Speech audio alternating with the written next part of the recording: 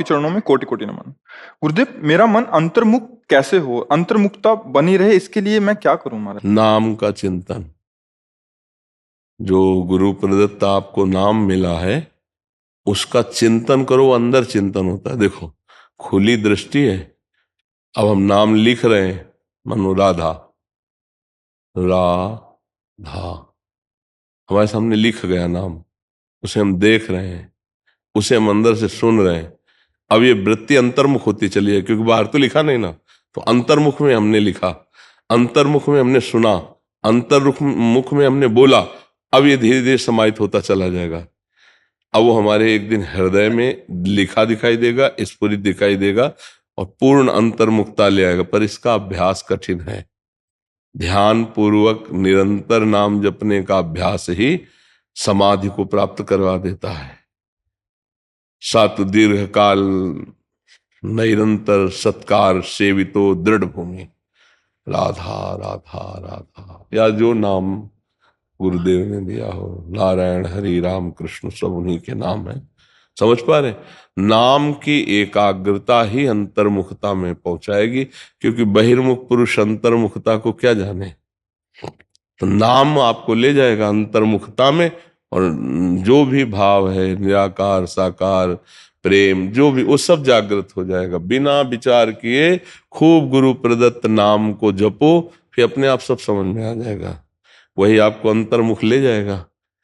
जो इंद्रियां हैं, मन है, जो बाहर विषयों में विचरण करते हैं, वही प्रभु के नाम रूप लीला धाम में विचरण करने लगेंगे अंतर्मुक्ता होने पर। तो नाम जप करो, भोजन सात्विक करो और आराम मुद्रा में बैठने का अभ्यास करो, क्योंकि वृद्ध शरीर है ना, बैठ नहीं पाता सर। हाँ, सोफा में डॉक्टर, हाँ सोफा में डॉक्टर। तो आराम मुद्रा का मतलब यही होता है।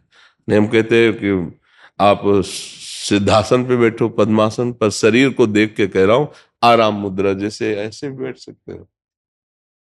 अब शांत बैठ जाओ। हम नाम का ऐसे ध्यान कर रहे हैं, बस उसी में डूब रहे हैं। शरीर कैसी भी स्थिति में हो, नाम चल रहा है तो सब काम बन जाएगा। मन बार बार शरीर में ले जाता है और हाँ अभ्यास रोग है। अब तुम्हारा कोई बड़ा रोग थोड़ी है, नहीं, बड़ा रोग नहीं है तुम्हारा। अभ्यास योग युक्त है ना, चेतसा नान्य कामिना। हम शरीर थोड़ी है। इसने पाप किया है पूर्व में तो उसका भोग भोग रहा है। गाड़ी की जरूरत है मंजिल तक पहुंच जाना, मंजिल में पहुंच गए, आग लग जाए, क्या फर्क पड़ता है। अब आपने मंजिलें नहीं की तो आपको परेशानी आ रही। शरीर वृद्ध है, रोग से ग्रसित है, तो चित्तवृत्ति बहिर्मुख होकर देह भाव में ही लगेगी। इसीलिए कहा जाता है कि अभ्यास करो। जैसे लोग कहते हैं नौजवानों को ना, ये भजन करने की अवस्था है क्या? उनसे पूछे तुम्हारी अवस्था कितनी, तुमने किया भजन? क्या भजन की अवस्था क्या होती है? कोई अवस्था है भजन करने की? हमें बताओ। बाल्यावस्था से लेकर मरने तक का भजन की अवस्था है, हमें बताओ।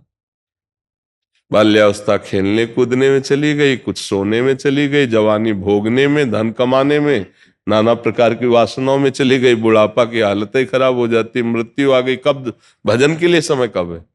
ये जो मूर्खतावश लोग कहते हैं, अरे जवान जवान लोगों को भजन में लगा दिया, वे भजन की अवस्था है। तो उनसे पूछे, जो कह रहे हैं, तो उनसे पूछे तुम भजन करते हो? तुम्हारी क्या अवस्था है? हर चीज भोग लिए तुम भजन कर रहे हो, तो उसी में फंसे। पर अगर भजन करते होते तो भजन का महत्व होता, और भजन करने वाले को कहते धन्य है। हमने जहां चूक की वहां तुमने सुधार की, नई अवस्था से अच्छे मार्ग के पति को प्रणाम है तुम्हें। हाँ चलो, बहुत बड़े भाग्य हैं, लेकिन ऐसे नहीं मिलते। तो भजन की कब अवस्था होगी, हमें कोई निर्णय करके बता दे। फिर हम उससे पूछे कि इतनी अवस्था वालों से मिलो और हमें बताओ क्यों भजन कर रहे हैं। क्या वही भोगों का चिंतन कर रहे हैं? वही भोगों की हरकत है दिमाग में, शरीर में भले नहीं काम करता, दिमाग वही हरकत में युक्त है। और इसी हरकत को मिटा देने के लिए साधना है। और वो बाल्यावस्था से की जाए तो यौवन अवस्था में ही हरकत मिट जाए, तो फिर आगे चलकर सिद्ध हो जाता है, चाहे गृहस्थ हो चाहे विरक्त हो। सोच को बदलनी है, दिमाग को विकार मुक्त करना है। भोग कहाँ है? चिंतन में। आज का सत्संग सुना, इसमें से कोई बैठा? तो प्रारंभ में यही था कि भोगों में जो सुख मिलता है वो पहले चिंतन में मिलता है। ध्यायतो विषयान पुरुषार्थ, जब हम विषयों का ध्यान करते हैं तब उसमें सुखानुभूति होती है। तो हमारा ध्यान प्रभु हो, विषय क्यों हो? नाम का ध्यान हो, रूप का ध्यान हो। वृद्धावस्था बहुत दुखदाई होती है, रुग्णावस्था बड़ी दुखदाई होती है, और इन दुखों में बड़ा आनंद मिलता है जब नाम में मन लगाओ। मान लो आराम से पड़ा है, शरीर कष्टप्रद है, लेकिन चल राधा राधा राधा, अब कितना आनंद है। न कोई बोलने वाला, न कोई बतराने वाला, तो हम प्रभु का चिंतन कर रहे हैं। और अगर प्रभु से मन नहीं जुड़ा तब फिर बड़ी परेशानी होगी कि यार कोई तो बैठे पास में, अकेले पड़े रहते हैं, कोई बात करने वाला नहीं है। और अगर नाम जप करते हो तो ये लगेगा कोई बात करने वाला नहीं होना चाहिए, क्योंकि मेरा निरंतर नाम चले। इसीलिए कहते होश में हो जाओ, नहीं अगला कदम मृत्यु है किसी का भी, क्या पता कब हमारी मृत्यु है। फिर खाली हाथ जाओगे यहां से। आज के सत्संग में बताया नहीं, जितना आपके पास है वो आपका सब छूटने वाला है। अगर आपके पास है कुछ ले जाने लायक तो है नाम। परम धन राधा नाम आधार। राधा राधा राधा, गंदे आचरण मत करो, अच्छे आचरण करो और नाम जप करो, तो धीरे धीरे धीरे धीरे परिपक्व अवस्था आने लगती है। अब जैसे आप कहते शरीर में थोड़ा कष्ट है गर्दन में, तो बार बार चित्तवृत्ति वहीं जाती है। ये आपकी नहीं, पूरी सृष्टि के है। अगर अभ्यास है भजन का तो इसका भान भी नहीं होता है कि हमें कष्ट है। जिसको कष्ट है वो मैं नहीं हूं, और जो मैं हूं उसको कोई कष्ट नहीं है, इसलिए आनंद है। अब ये भेद आप कर नहीं पाए, शरीर को ही मैं माने और रोग से ग्रसित हो गया तो मरे, फिर कष्ट भोगे। इसीलिए कह रहे भजन करके ऐसी ऊंचाई पर चढ़ चलो कि तुम्हें मृत्यु न छू पाए। आखिरी क्या था आज के सत्संग का? मृत्यु का डर खत्म हो जाना। नहीं, रोज जो सत्संग सुने तो ऐसी ऐसी दवाइयां हैं सत्संग में, बहुत जल्दी हमारा भवरोग ठीक हो जाए। मृत्यु का डर खत्म हो जाना, ये हमारे भजन का फल है। मृत्यु का डर नहीं होता, उत्साह होता है। भक्त को उत्साह होता है, किसी भी प्रकार से शरीर छूटेगा और मैं अपने प्रभु को प्राप्त हूं। मरने से सब जग डरा, मेरो मन आनंद, कब मरी हो कब भेटी हो, पूर्ण परमानंद।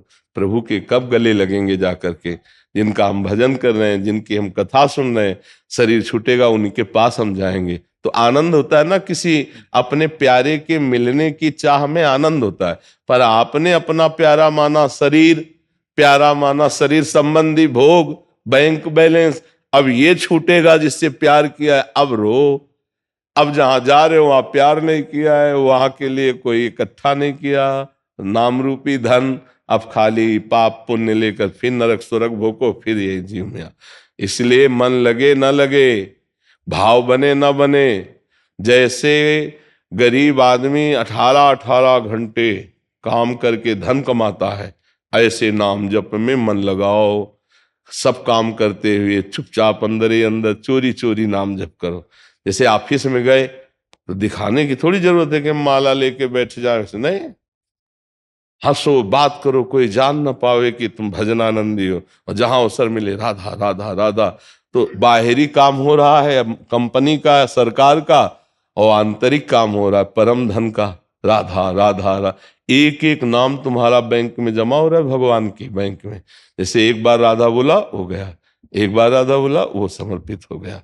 बिना समर्पण किए ये सरकारी है, ये सरकारी कार्य है, ये भगवान की बैंक में जमा हो जाता है, जीव परम धनी हो जाता है। इसलिए कबीर साहब कहते हैं, कबीरा सब जग निर्धना, धनवंता नहीं कोई, धनवंता सोई जानिए जाके राम नाम धन। राम कृष्ण हरि नारायण राधा, ये सब हमारे प्रभु के ही तो नाम है ना।